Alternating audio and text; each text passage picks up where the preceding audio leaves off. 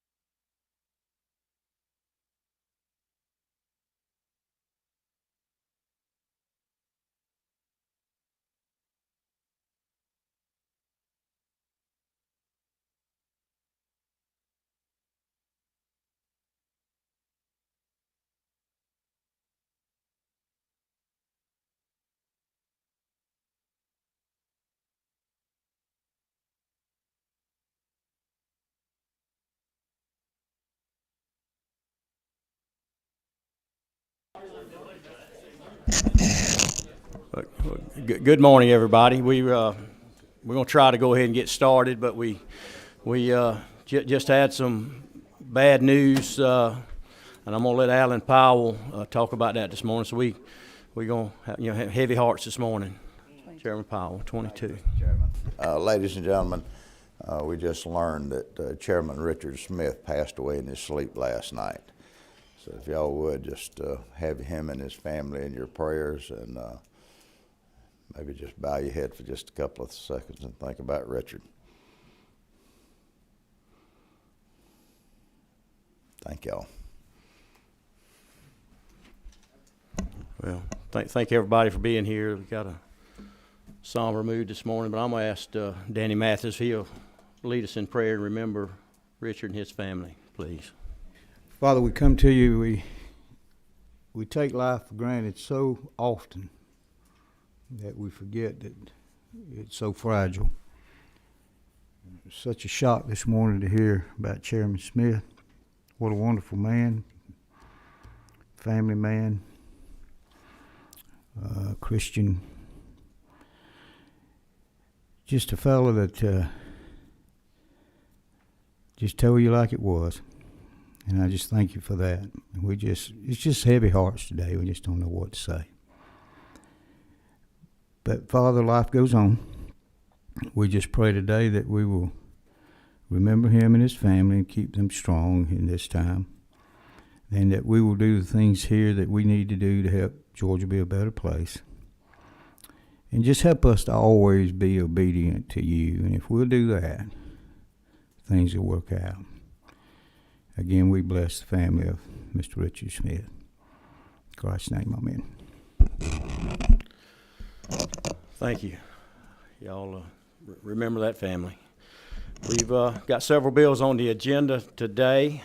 We had one recommitted from rules back, and it's House Bill 907. I'm going to ask the author of the bill if he would come to the podium and or table and tell us the changes that was made to that was requested. Well, thank you, Mr. Speaker. Appreciate the opportunity to address this bill. Can you hear me a little better? Yeah. So I don't know if you need it, but it's LC 394139S. And this bill again is the funeral procession bill. It just requires oncoming traffic on a 2-lane road to be able to pull over on the side of the road until the procession is complete. The only difference in this one and the one that you passed to the committee the other day was that the supplemental was that the procession needed to have the flashing lights on so that you could tell when the end of the procession was, so that people could then go back there on their regular traffic. They could pull back on and drive. So that's the only difference in the bill. So basically, they just want the caution lights on because, I mean, like I was talking to somebody this morning, most of the time, I mean, newer cars, your lights come on all vehicles now pretty much when you start up. So That's right. Sometimes they're on all the time anyway. So Just hoping to relieve some confusion. And that was a request that was made, and we passed this bill last week, and it was committed back and made that change. So do we have any questions? At the proper time, we'd entertain a motion. Got a motion? Got a motion, a second. Any further discussion? All in favor say aye. All opposed, like sign. All right, you have your bill again. Thank you, sir. All right. Did Todd Jones leave? He's back there. Yeah. Chairman Jones. Mr. Chairman, I respectfully request if we could donate till next week. Absolutely. Thank you, sir. Thank you.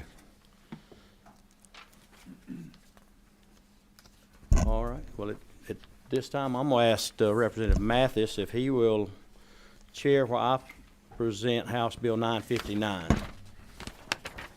You can do it from there if you would, or we'll change places. All righty. Let's see. Let me find my copy of my bill. This is a bill we passed last year. It's a move-over law for stranded motorists. You have a a handout in your sheet from AAA explaining, there's 24 emergency workers, first responders killed every year out on the road. There's over 300 motorists that are killed out on the road every year. And we passed a bill last year, and there was some confusion about just a car by the road, did that qualify for having to move over? And it doesn't. The person has to be outside the car and the flashing lights on for that to happen. And the other change, you had to have at least 2 lanes going in the same direction so you don't move over in oncoming traffic. So that's the only 2 changes we made. We clarified that the driver person in the car had to be visible, standing outside, caution lights on, and you only have to move over if there's 2 lanes in the same direction. If you can't move over, then you slow down just like you do now. And that's the only change we made to the bill we passed last year. I stand for any questions. Any question? Don't have any? Do I hear a motion? We have a motion. Got a second? All in favor? All opposed? Hear none. Bill carried. Thank you, Mr. Chairman. All right, House Bill 706, Chairman Powell. And I think we have a sub, is that correct? I believe that's correct. And they've been handed out. You read the LC number, we make sure everybody. I think Jan is bringing the 1 and 2 copies of She did. over this morning. Yeah, LC 394140S. Yeah, we got it. All right. This is a bill dropped in last year on behalf of the, this is a bill that I dropped in last year on behalf of the amateur radio people. Once upon a time, I'm told, and I can't remember it, but there's a lot of things I don't remember that in this day and time, but we used to give a tag to the ham radio operators with their call numbers on the tag. And it was done because these are the folks in times of an extreme emergency. These are the folks that we have they do the communications and such. They came to me and asked to do this bill. It would allow, if you're a ham operator and you're in good standing with their association, and I believe that name of that is identified in here. The Georgia Section ARRL, the National Association for Amateur Radio. If they're a member of that in good standing, that they would get 1 license plate free of charge. And that's what the bill, quite simply, what it does. This would be a public safety issue, because these are the folks, and luckily we haven't seen a situation, but if we see a situation where there's massive power outages and things like that, they can do communications, which is once upon a time they used to do back in the day, and that's what the bill does. We do have a question, number 17, Representative McLean. Thank you, Mr. Chairman. Did I hear with this, Arthur, was this going to be, Chairman Powell, was this going to be complimentary tag or? 1 free tag. 1 free tag. 1 free tag.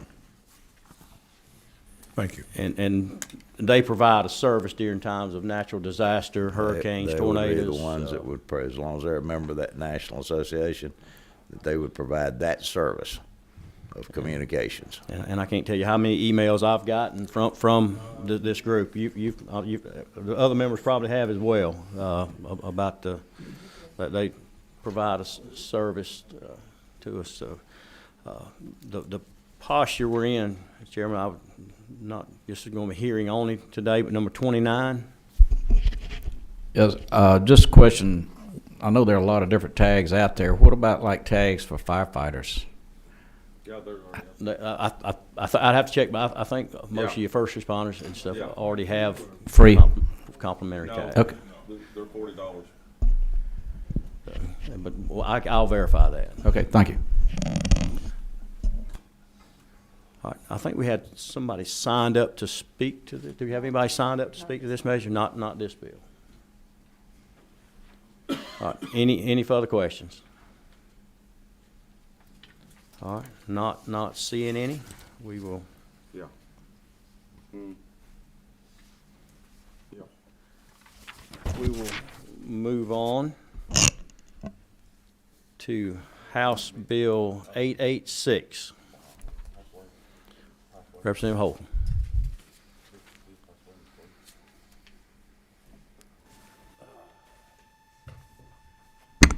Thank you, Mr. Chairman. Can I have Judge Dillard join me?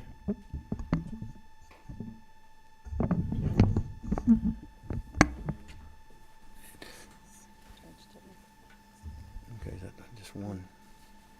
Okay, go ahead. Present. Thank you, Mr. Chairman, members of the committee. One of the best parts of this job is the people that you get to meet. And over the last few years, I've developed a friendship with Judge Stephen Dillard from our Court of Appeals. He is an outstanding public servant for our state. He was appointed by Governor Deal, serves on the Court of Appeals, and is one of the most public-facing judges that we have in Georgia. He is very passionate about engaging with the public, and he is also very passionate about a few other things, and one of them is the reason why we're here today, and that is Samford University. Judge Dillard graduated from Samford. He is a very proud alumnus of the institution. His family also has ties to the school, and he is here to request a tag, an alumni tag for Samford University. They have complied with all of the requirements in terms of having this proposal, and it is something that would mean a great deal to the alumni of this great school. And so without further ado, if I may, I'll turn it over to Judge Dillard for additional remarks. Thank you, my friend, and thank you for those kind words. And Mr. Chairman, members of the committee, I am the president emeritus of the Samford Alumni Association, a proud 1992 graduate. Some of you may know that Samford has about over 50,000 alumni. About 10% of those alumni actually live here in Georgia. My wife is a regional admissions counselor, so she recruits students here in Georgia to attend Samford University. And this past year, there were more students from Georgia in the entering class than from Alabama. That's the first time in the history of the school that that's happened. So there's a lot of connections. A lot of Georgians send their children to Samford University. It's an outstanding school, and my hope is that we'll be able to represent our love for Georgia and our love for Samford on a tag. And I can answer any questions about the university, but I've given you some promotional materials, and I'll leave it at that. Be brief. Well, somebody made the suggestion we take the money we make off these tags and give it to the University of Georgia. So I don't know if that was a. Well, we're just thankful that when we played Georgia, we played Georgia, and I believe it was in 22, and we were just thankful for that check for our athletic department. And Georgia won the game. We got paid. It was a great day.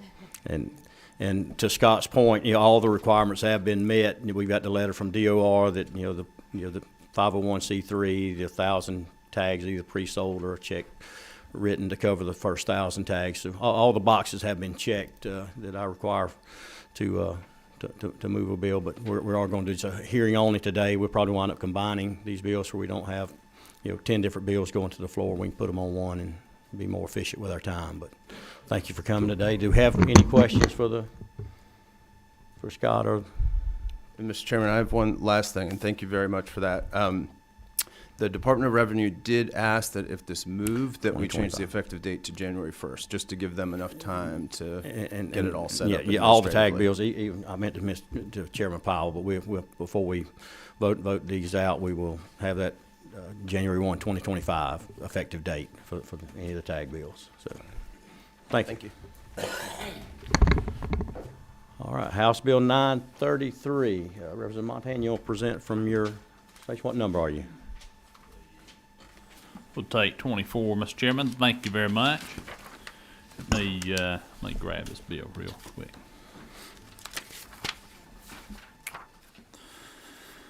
Thank you, Mr. Chairman, members. Today I've got House Bill 933, LC 393989.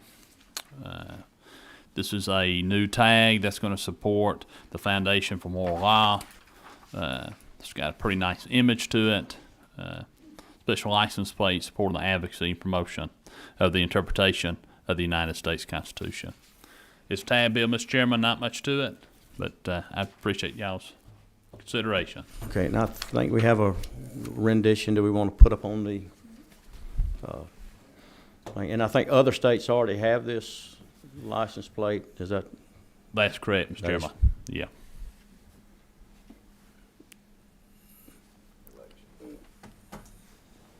Number 17 has a question. Representative. Thank you, Mr. Chairman. I guess I wanted to see the rendition. I guess I do see it. That "Don't Tread on Me" is that the Teamsters logo? I mean, the Teamsters saying? That's actually from the Revolutionary War. Oh, okay. I just didn't. When I saw the rattlesnake and the "Don't Tread on Me," I thought, Mr. Chairman, I thought it was the Teamsters. But The Teamsters, but no. that was what I wanted to see a rendition of it because. Okay, thank you. Thank you, sir. Okay. Any further questions for the author? Not seeing any. We will move on. Well, we're going to combine these on one measure, so we don't. All right. Now, the last bill we have today is House Bill 447, Representative Vance. If you'll come forward, I think you've got some handouts. Could we get to everybody on their talking points?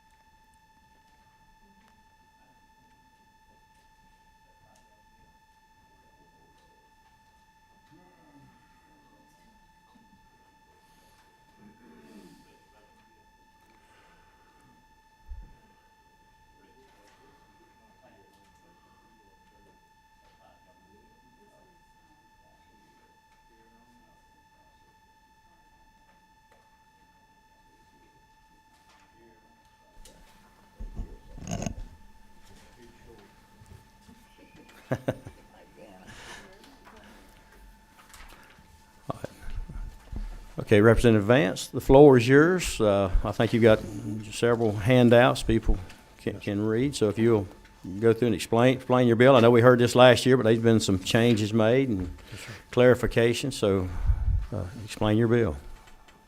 Well, Mr. Chairman, I thank you for allowing me this time.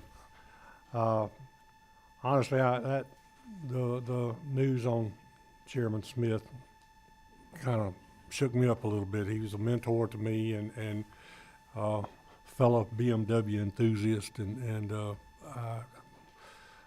that's tough. That's tough, but that's not why we're here.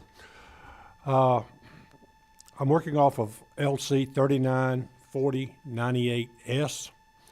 I've provided y'all with handouts. One of them will be the talking points that I'm going to go from this morning. The other is a chart comparing what we have now to what is being proposed. This bill, ladies and gentlemen, is a better way to seek compliance with uninsured vehicles and motorists and those vehicles with expired, suspended, revoked, or canceled vehicle registrations. It's called the Georgia Secure Automated Vehicle Enforcement Act, or Georgia SAVE Act, and this legislation would allow well-marked, I want to emphasize that, well-marked public safety vehicles outfitted with this automated recognition technology to use this alternative mechanism to catch uninsured motorists. And let me stop right there and say this. The only time now that we catch uninsured motorists is when there's an accident or some other violation has taken place where the vehicle is pulled to the side of the road and they check those things. There is no way to check them any other way. So what we have are a lot of people trying to skirt the insurance law and the registration law. We have ghost tags now. I don't know if you're familiar with that, but I think most of you have been educated about ghost tags. They aren't read unless the camera is exactly in the right place. You can't read those people that spend their time and efforts to operate outside legitimate law that you and I have to operate under. This method also allows administrative motor vehicle infractions to be handled with a civil citation without requiring police officers to perform a physical traffic stop. But it does not limit them to performing a traffic stop. You can do it both ways. They can either stop the vehicle or they can use this technology and mash the button and they're sent the civil citation. I think it makes it a lot more practical. It provides an alternative enforcement for insurance and registration violations, but police officers maintain the ability, just like I said, to make a physical traffic stop for those violations. Now, if you'll go down to Section 1, which really is lines 66 through 75 of your bill, violations for the expired registration would make the owner liable for a $100 civil penalty and $200 for a vehicle operated with a suspended, canceled, or revoked registration. No fees on this. It's straight $100 or $200, whichever law applies. What's the penalty if they write them a criminal offense on that? It's in that chart that you have. But it can be up to $1,000. It can be up to $1,000, yes, sir. And you will receive points. You will receive points. Under this system, the civil system, there are no points, and it does not enter into your ability to acquire the proper insurance. On lines 76 to 83, the legislation establishes that the owner of a motor vehicle is liable for a civil monetary penalty. It explains that part of it for operating a vehicle without the proper insurance, at least liability insurance, which is currently required by law in Georgia. Violations in this area would be a $200 civil penalty, and again on your chart it shows the current fees and so forth for violations if you are issued a citation beside the road. Within 10 days of capturing this alleged violation, they would receive first-class mail, the citation in the first-class mail about the violation, including the image of the motor vehicle, sworn affirmation by a certified peace officer that the owner's motor vehicle was captured by this automated recognition technology, and a hearing date to contest the citation with due process on how a vehicle owner can rebut the citation. It also rewrites several sections of Title 40 in the law to make it comply with this, and those sections are 40-1-256, 257, 258, 259, 260, 261, and 262. That is the current law in Georgia. This would rewrite those to allow this inclusion of this automated recognition technology and the process that it goes through. When a vehicle owner doesn't pay the penalty or doesn't successfully contest the alleged violation within 90 days, that's more than most folks are getting now on some of the other types of stationary cameras that are used. The legislation would require law enforcement agencies to send a second notice with a new return date of no less than 30 days. So you're really talking about 120 days here for the person to comply. Now, it is in their benefit to comply within 30 days, because after 30 days, then they could be issued another citation for the same offense. After 30 days, you have a 30-day window there.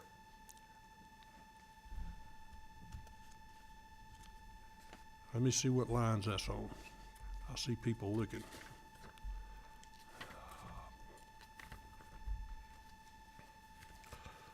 I think it's somewhere around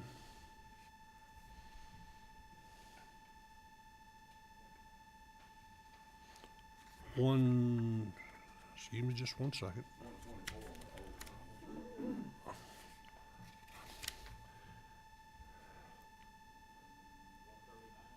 $139, that's correct.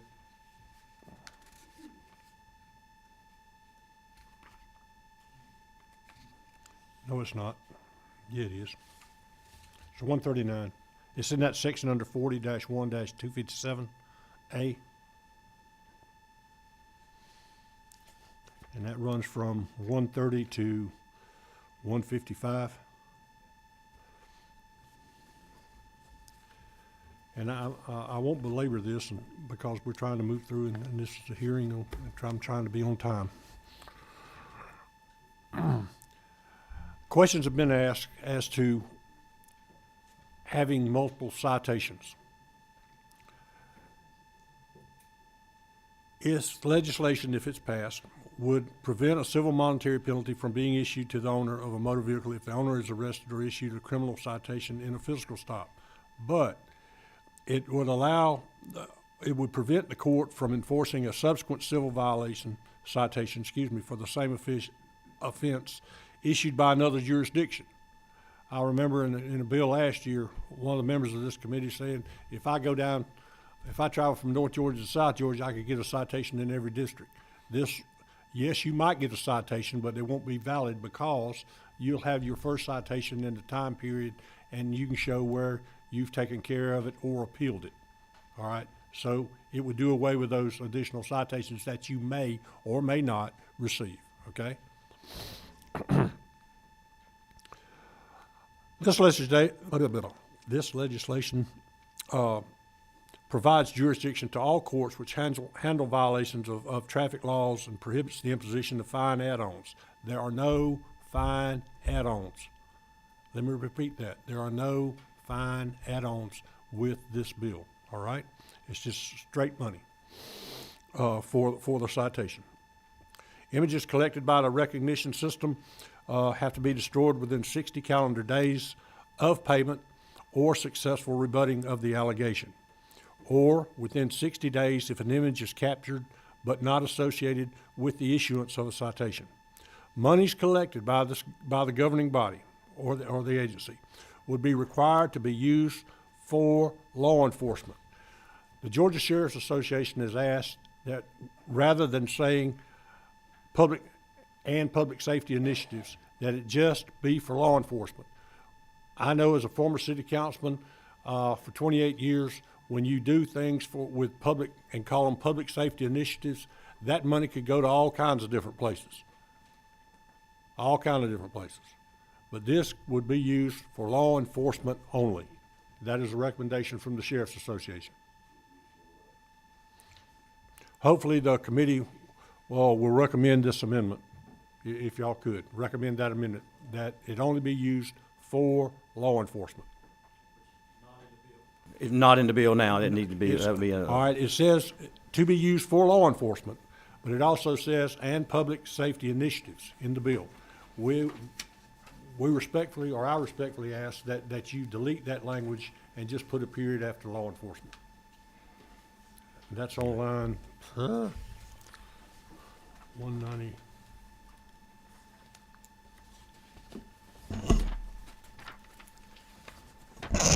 If I may, Mr. Chairman, I'll give you that line later, if that's okay. All right? Yeah, we have time before we vote. Sure. We can get a substitute drawn Correct. up. Correct. Beforehand.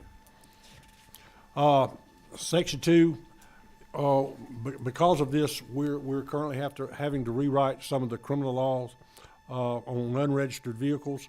But understand this: this will go through the Department of Revenue, not NCIC, GCIC, but the Department of Revenue. It's also already been shown that the Department of Revenue gets your information back quicker than NCIC and GCIC at times. And I think law enforcement would bear that out if asked. There's a good bit of cleanup language in section 6, 7, 8. And section 8 is particularly important because it would also make this law apply to motorcycles.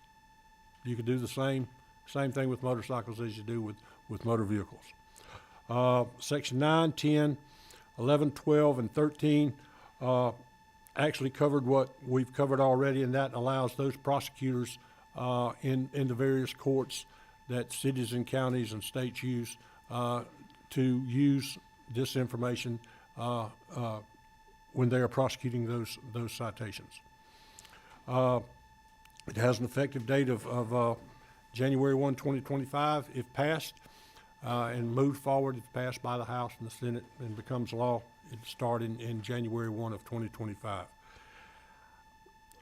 Ladies and gentlemen, I'll close with this. It's time for us, as a state, to accept legitimate and responsible technology to assist our law enforcement partners in the performance of their jobs. And as important, to gain a greater compliance with the law that is, in some cases, and you have some charts there at the back of the speaking points that show some things, that people are trying to skirt the law one way or another. So I would ask at the proper time that this committee act favorably on this legislation, and I'd be honored to try to answer any questions. Okay, we do have several questions. Number 24, Representative Montahan.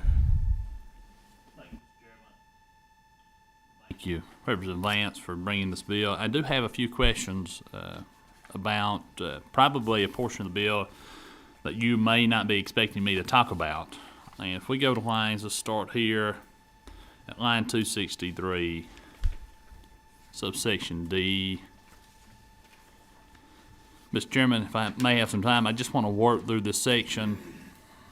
This becomes an issue, I think, and if we're going to address this, these other parts of this legislation, and we're going to move this, and we're going to re-input this into the law, I think we need to address this. And so the one that we have here is a revalidation sticker.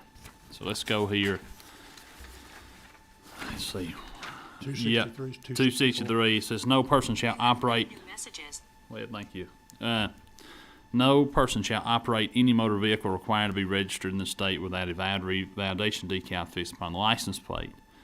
I think that's fair and fine here. But as we go down into 272, I'm sorry. Let's see. I'm sorry. 268. By a fine not to exceed $100, keeps going, however, that upon the presentation of evidence that the owner had properly applied for the registration of such vehicle, but that the license plate or revalidation decal had not been delivered to such owner, it's still a fine of not to exceed $25. I guess that portion, I'm not entirely sure that I want to make a fine for someone who is waiting on their mail, even if it's $25. It's probably a little steep. I know that probably doesn't have anything to do with the subject matter of your bill. That may have been copied, but I did want to address that and some other things. Well, I think that's a legitimate question, Mr. Montahan. I get that. And that does not mean that there'll be a charge at all. Many courts, when you go and say, look, y'all, I just haven't got this in the mail yet, I think it's a hard-hearted judge, and there are some, that would charge you up to $25. Most of them will say, yes, sir, go ahead, have a good day, let us know when you get it. Yes, sir. And I know that. I guess my thing is if someone hadn't ordered that registration, that revalidation decal, or they put it on their vehicle and, it fell off, it was dirty, those tags can get dirty, especially on those sedans, and they received it, is that something that you'd consider maybe striking out that fine for someone who has received it, who's placed it, who just has not applied it to their vehicle, or either has not applied it to their vehicle, or it fell off, or they haven't received it from the tag office and they have proof where they've paid it? I just don't That's a want. fair recommendation. I just don't want to penalize folks for that if that's something that you'd be willing to That's a possibly move fair on. recommendation, sir. Mr. Chairman, if I may, Yes, you're good. We've got plenty of Thank you. time. so we get to be, and this is another thing in my county, absent this beautiful tag bill that we've got up here on the screen right now, and I understand there's some exceptions that are put in the code for those that don't have space for it.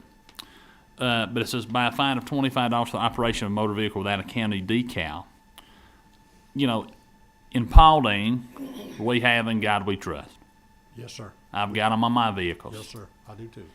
I don't want to penalize people for that use. Is there a exception here in this bill for the In God We Trust stickers that we place on our vehicles?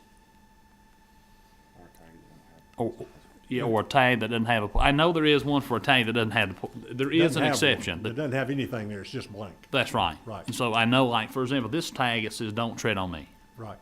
so you wouldn't have space for that county tag.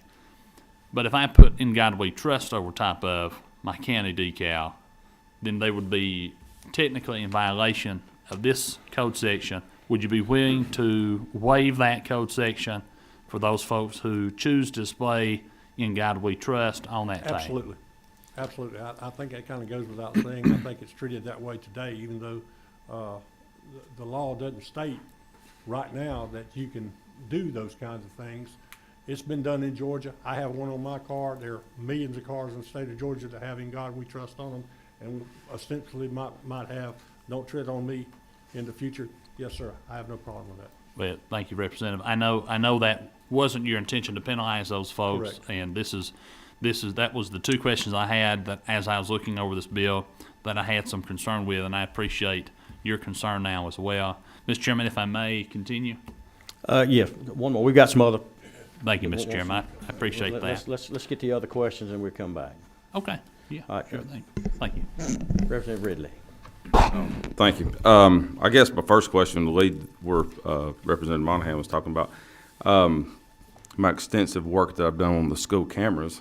When these things scan across it, it's going to come up with a violation if they don't have the little sticker on there. It's going to come up with a violation if they don't have the county on there. It's going to come up with a violation if they're not renewed their tag, insurance, whatever. Well, that's a computer system that's telling whatever. So how do you program that thing to not pop $25 because I've got that tag on there that don't have my county listed on it? Mr. Ridley, if we do what's being asked, those two things that you just enumerated won't be a part of that. It'll only be whether or not they have insurance or whether or not their tag's expired, canceled, revoked, or whatever, suspended. Okay. So those two things, we're certainly going to do the things that Representative Monahan talked about. I don't see any problem with that. So those two things won't come up. Okay, and you talked about that there's no fees, but in one line it talks about fees when it's talking about basically like you got 30 days, and then you've got another 30 days that they'll send you a citation, and then after that 30 days, then it goes into like it could double. It said it could double the fine and the fees. No fees. Never no. Well, it's in the thing. What? Let's see, where was that? You threw me off a little bit with this sub, so my number's going to be a little bit off. Let's see here. On the old one, it's line 154. Right under 40-1-258 says notices mailed by first-class mail should be adequate notification of the fees and the penalties imposed in this article. 150. Yeah, on the old bill, I don't know, on the new one, it's gonna be around that area, on your sub. And what, you say it was 40 dash what? 40-1258, right under that section. That starts at 257 under the current bill. Let's see, hang on a minute, let me look on the old one, or your new one. Let's see here. Yeah, it's on 157 on the sub. Right.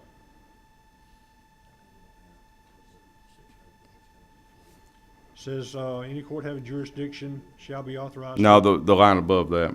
All right. Notices mailed by first-class mail should be adequate notification of fees and penalties imposed by this article. So it did change a little bit.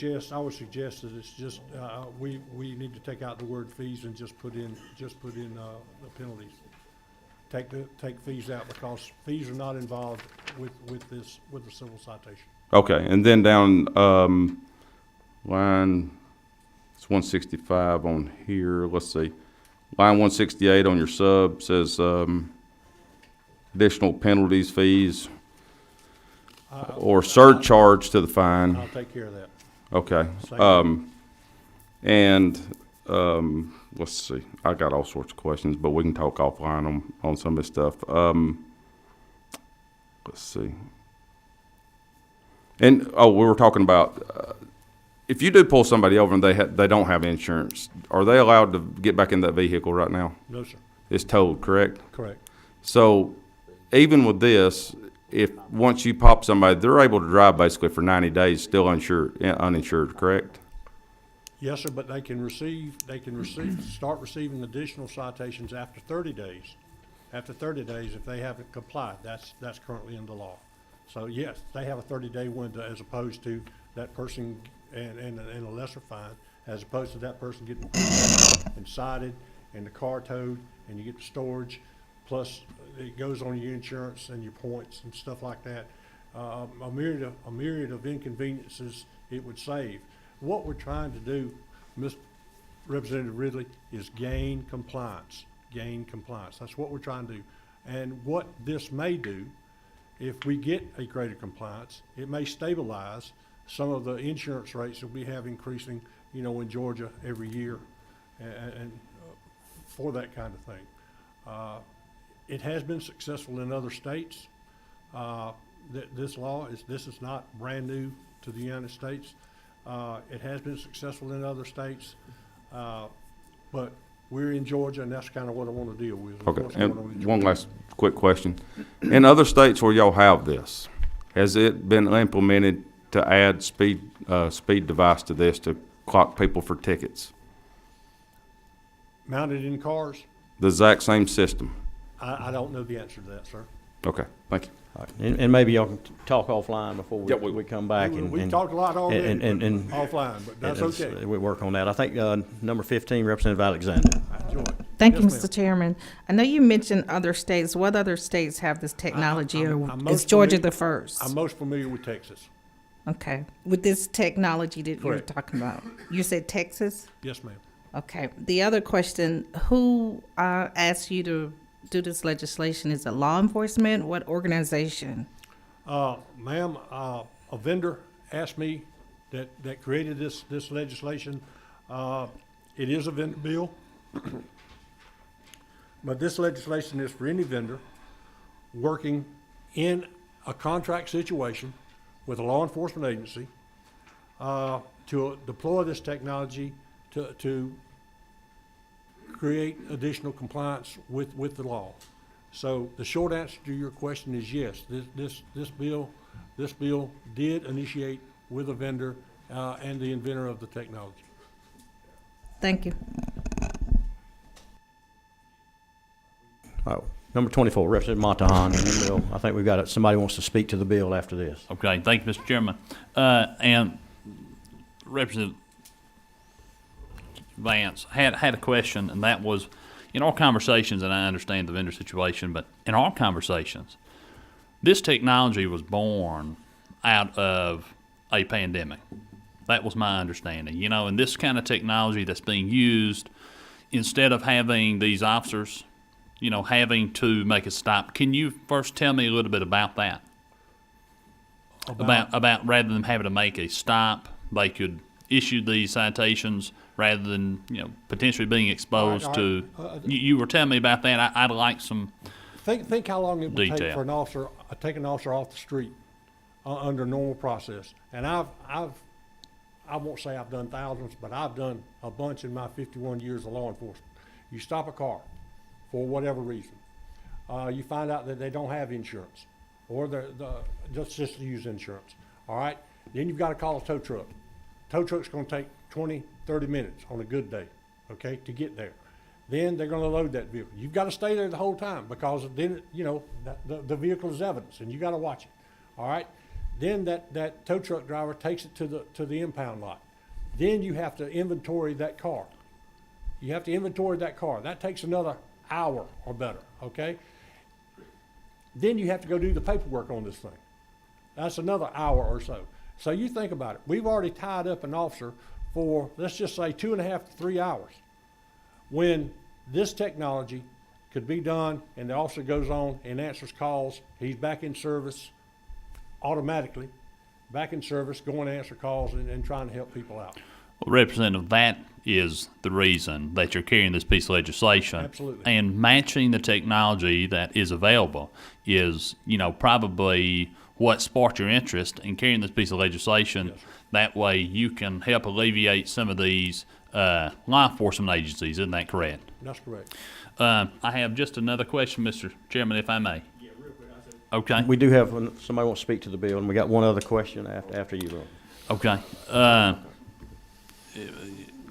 I just want to be clear, and this is the intent. So we've talked about the impetus for the bill, but the intent and the clear intent here is to reduce premiums by ensuring that Georgians that are sharing our roadways are properly insured. I think all of us have had an issue with an improperly insured driver hitting us. In fact, it's happened to me. I had to pay $500 out of pocket when an uninsured driver hit me, and I was totally taken aback when I had to pay that deductible for something that was not my fault. And so what you're trying to ensure here today through this piece of legislation is making sure that Georgians who share the roadways are properly insured. Is that correct? Yes, sir. It's really threefold. It is to ensure compliance, to hopefully stabilize and/or lower rates, and increase officer efficiency. Those three things. Thank you, Representative. I think it's a great bill. Thank you, sir. All right, having number 15, Representative Alexander, you have. I'm question? sorry. Thank you, Mr. Chairman. Most of the time, and what I've been told from law enforcement, when they make a traffic stop, that leads to other citations. So I'm just curious to know where law enforcement is on this. They support it. They support it for this reason. Number one, it increases their efficiency. Yes, sometimes in that physical stop for some other thing, you arrive at things like this. It's just like they found the person not having insurance to start with. You know, they stopped them for speeding. They asked for their insurance information, see whether or not it was valid, and then they discover that. Ma'am, you're right. Or, hell, they may discover, they may discover contraband in the car. There's a myriad of other things. But this, Ms. Alexander, what we're trying to do is compliance. That's the story here. Compliance and efficiency. It doesn't prevent the officer from stopping the car anyway, okay?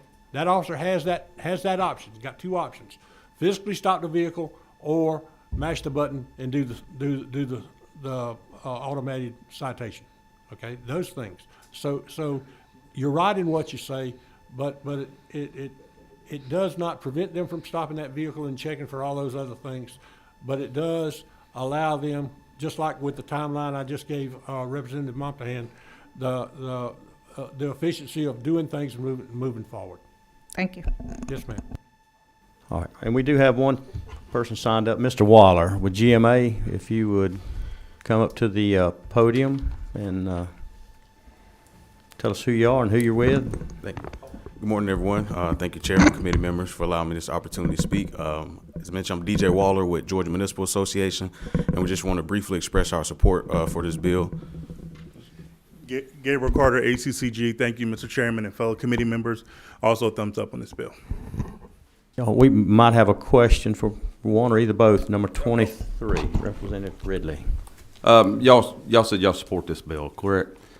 Do y'all support anything that's not free money coming to y'all? Thank you for that question. We support flexibility for our law enforcement officers being able to efficiently use their time to ensure public safety in our communities. Thank you. I echo that statement. All right, seeing no further questions, number 17, Representative McLean. Thank you, Mr. Chairman. And I guess what got me was when I first heard the bill, it was about insurance. Now we done went to expired tags and a lot of other things. So, and then you said it was threefold, but it was to help and to do things and insurance, but you didn't say anything about expired. Registration, I'm sorry. Right? The tag registration, they kind of run hand in hand because they both go through the Department of Revenue. You know, that's the gatekeeper of the tag information, tag and insurance information in the state of Georgia. So it does, I guess I should have added the fourth thing, and that's expired counting for revoked tags. I should have added that as well. Thank you, sir. Thank you, Mr. Chairman. All right, seeing no further questions, Representative Vance, if you get with, I think Representative Ridley and Montahan might have some questions, we can clear that up, and we hopefully move this forward. Chairman, I really appreciate y'all's time and diligence and your oversight of a pretty extensive bill. And I hope that we can move forward on this and make Georgia a little safer place on the roads. We do have some words of wisdom here from Chairman Powell. I do want to ask a question, and you know, I agree with you. We're in a new day of technology, of working with our law enforcement personnel. You know, this committee, we've been working on this TOPS issue. People have just blatantly been abusing these temporary tags, whether it's from high-dollar vehicles, which is amazing to me, but there's a lot of law enforcement that's involved in here. That a lot of these folks are smuggling, they're human trafficking and things like this. And if I understand right the technology, these devices can also be used to identify fraudulent TOPS plates. Correct. So, you know, it's something for my friends to my right to be looking at, that how this thing may go forward. And that's going to take a redesign of the TOPS. We actually looking at that where they can read it. So thank you for that. Anything else for the good of the committee? If not, we're adjourned. Thank you. And y'all remember the Smith